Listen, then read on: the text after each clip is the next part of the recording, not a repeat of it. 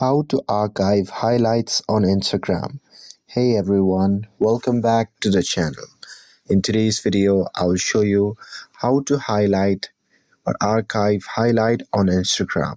So now, without further ado, let's get started.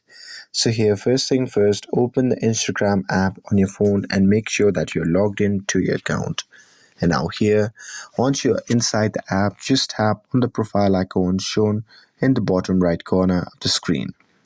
And now here, once you are inside the profile section, you can just open the highlight that you want to archive. And now here, once you're inside the highlight, what you can do is just tap on the three dash icon shown in the top right corner of the screen. And now here,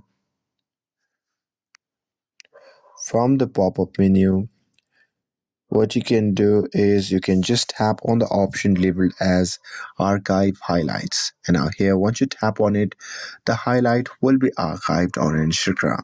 And that's it. With this, if you found this video helpful, then don't forget to like, share and subscribe to get updated for more videos. Thanks for watching and I will see you in the next video.